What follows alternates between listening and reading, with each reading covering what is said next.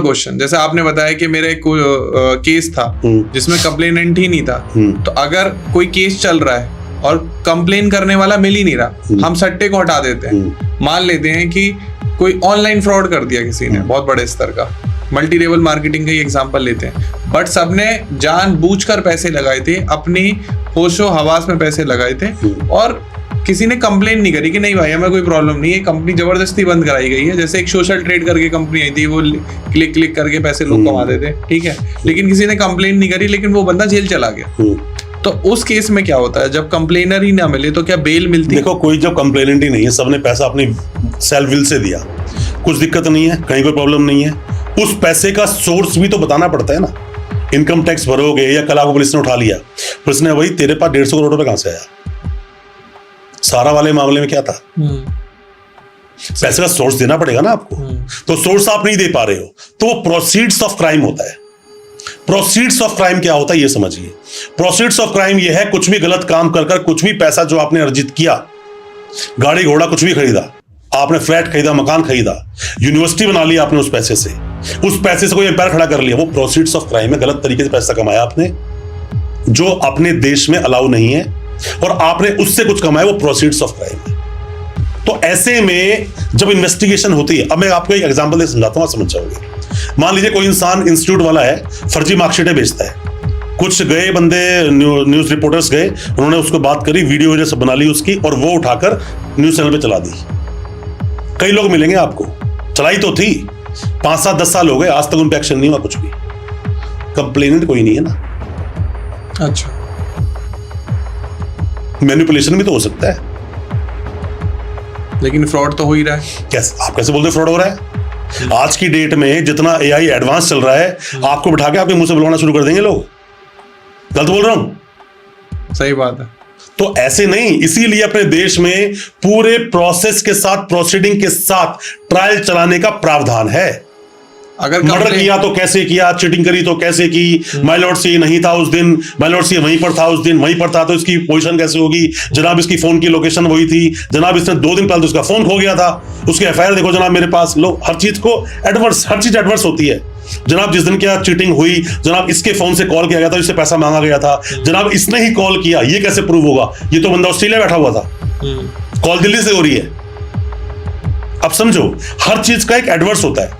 जब कोर्ट में एक बात बोली जाती है, बर्डन ऑफ प्रूफ किसके ऊपर है? बर्डन ऑफ प्रूफ स्टेट के ऊपर है। सरकार प्रूफ करेगी तूने अपराध किया, अगर तुम्हें उठा लिया पुलिस ने तो। या तो वो 2 इंडिविजुअल पार्टीज है, चेक बाउंस का केस है, तो स्टेट तो है ही नहीं ना यहां पर। चेक बाउंस जिसका हुआ, मतलब जिसको पैसा लेना था, वो केस डालता है, सामने वाला बोलता है बता भाई तेरा पैसा। अब यहां पर क्या होता है, एडवर्स होता है। पहले तो वो प्रूफ करेगा तूने चेक दिया ही क्यों इसे।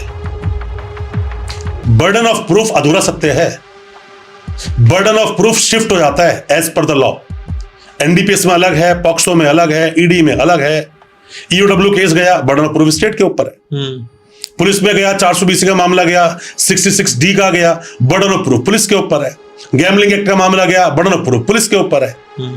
ऐसे बहुत सारे मामले जो होते हैं ना, केस टू केस वेरी करते हैं दोस्त। चीटिंग और फॉर्जरी में फिर बता रहा हूं, एक आदमी ने लोगों से बहुत ठगी करी, लगभग 13-14 करोड़ का स्कैम कर दिया। लोग कंप्लेंट खड़े हैं, 12-15 लोग खड़े हैं। अब उन्होंने एफआईआर लॉन्च करवा दी, कोर्ट में केस चला गया। कोर्ट में केस गया, सबने बोला हमने कैश दिया, हमने कैश दिया, हमने कैश दिया। एक बोल रहा है मैंने 12 लाख कैश दिया, एक बोल 13 लाख कैश दिया, एक 20 लाख कैश दिया, 30 लाख कैश दिया। ठीक, अब यहां केस बन गया, कोर्ट में खड़ा हो गया केस।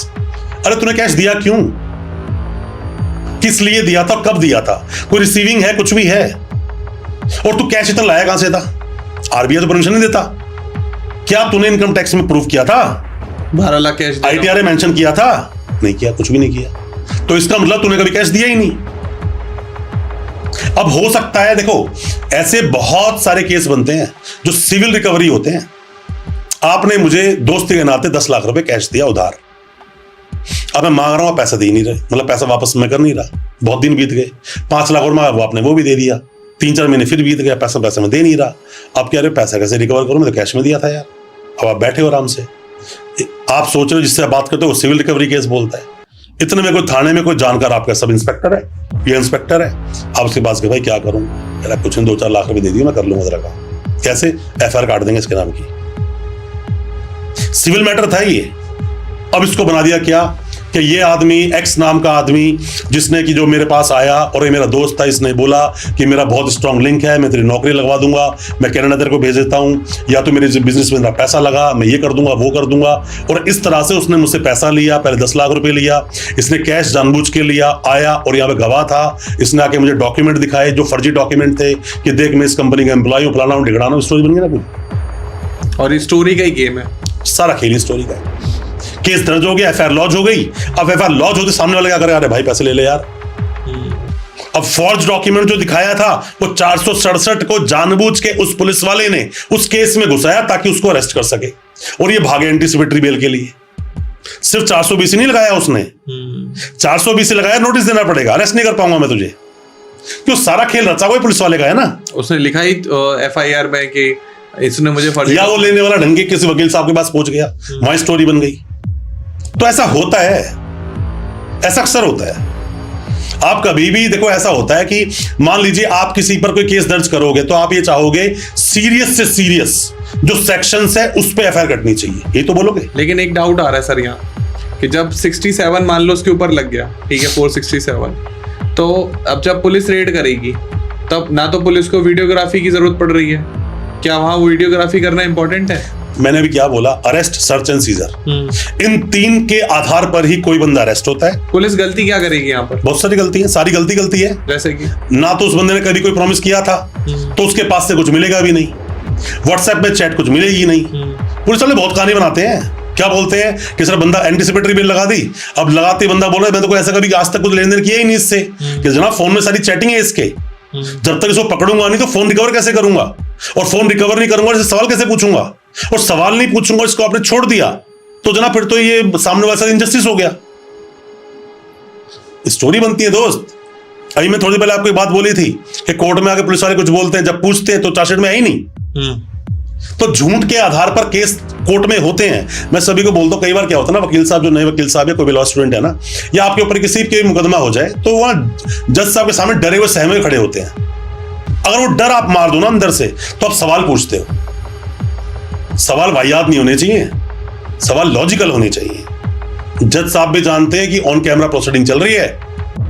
एक वकील साहब ने पूछा कि जनाब मेरे ऊपर अगर ये सेक्शन लग रहा है तो ये 420 कैसे लग सकता है, क्योंकि ये और मैं पिछले 13 साल से बिजनेस कर रहे हैं। 13 साल से मेरे अकाउंट से इसके अकाउंट में लगभग 20 करोड़ रुपए गया है। इस आदमी ने मुझे इतने का माल दिया है, आज इसने मुझे माल दिया 2 करोड़ रुपए का, और सर उस माल की पेमेंट डिले हुई है सिर्फ 5 महीने के लिए, और ये आदमी खड़ा हुआ 420 के लिए। क्यों जनाब 420 केस बन सकता है ये? जैसा बोले बिल्कुल नहीं, ये तो criminal breach of trust case है। भरोसा तोड़ा, चीटिंग नहीं करी किसी की। आप सवाल पूछते हो कि जनाब फौर्जरी केस लगा दिया, पूरी चार्जशीट लग गई, पूरी चार्जशीट लग चुकी है, क्योंकि इसमें 3 लोगों का नाम आया।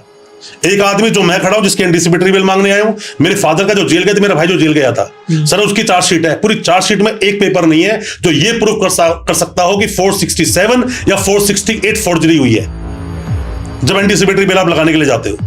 तो जब ट्रस्ट ब्रेक होता है तब क्या धारा लगती है? देखो अभी होता था क्रिमिनल ब्रीच ऑफ ट्रस्ट 316 का सेक्शन आ गया ना। 316 में चीटिंग 420 ही हो गया।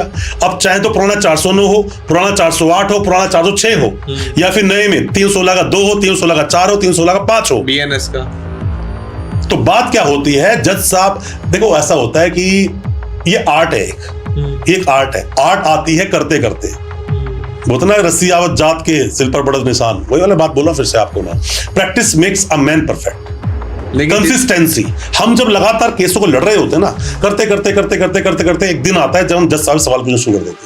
लेकिन जितनी आसानी से आप बता रहे हो, मुझे ऐसा लग रहा है कि इस वाले मैटर में तो मैं ही प्रोसीडिंग कर दूंगा, क्योंकि आपने इतनी आसानी से बता। नहीं देखो, लोगों को बता रहे हैं, मैं फिर बोल रहा हूं कि आप जो चीजें जानते हो, जो चीजें सुनते हो, कभी नहीं पता जीवन में कब आपके साथ कोई वर्स्ट सिनेरियो हो जाए। और वर्स्ट सिनेरियो अगर हो गया ना तो इन नॉलेज से ही आप बाहर निकलोगे। मैं इसीलिए बोलता हूं, मेरा मोटिव है, ऑनेस्टली मेरा दिल से मेरा मोटिव है कि इस देश के हर इंसान को कानून पता होना चाहिए, उनके अधिकार पता होने चाहिए। अधिकार आपको अगर नहीं पता तो मेरा मानना है कभी ना कभी ऐसी सिचुएशन में आप फंस जाओगे कि आप और आपका पूरा परिवार फंसता ही चला जाएगा। जिसको कानून पता था, दृश्यम मूवी में निकल गया, वो दृश्यम मूवी पता नहीं लगा पाया, मर्डर तो किसी ने किया था। गलत बोल रहा हूँ? सही बात है। कानून बताता, बचने का तरीका बताते। कमिश्नर के बेटे को उड़ाया। आप समझो मेरी बात, कानून जब लोगों को पता हो जाता है ना, और चीजें पता होती हैं, चेस खेलना आपको पता है, सबको उसकी चाल कितनी पता होता है आपको, है ना? तो जब मैं फिर बोलता हूँ, एक बात मैं सबको बोलता हूँ, अगर आपको अपना काम पता है, अगर आपको अपना काम करना आता है और आपको अपना काम अच्छे से करना आता है, आप मात नहीं खाओगे, आप मात नहीं खाओगे। अब मान लीजिए कोई एक इंसान है, उसने कभी भी मर्डर केस नहीं लड़ा, हालांकि लड़ लेगा वो, क्योंकि पढ़ के आया है वो, कोई बात नहीं है, पर कभी लड़ा नहीं, तो क्या वो उतने अच्छे से लड़ पाएगा? मैं सबको मना करता हूं एंटीसिपेटरी बेल मत लगाओ। अरे मत लगाओ, ऐसे पहले केस को डिस्कस कर लो। लगाते हैं लोग, फंसते हैं, भटकते हैं, जेल जाते हैं। कई बार मरा हुआ सांप हम खुद गले में डाल लेते हैं, जबकि जरूरत नहीं होती।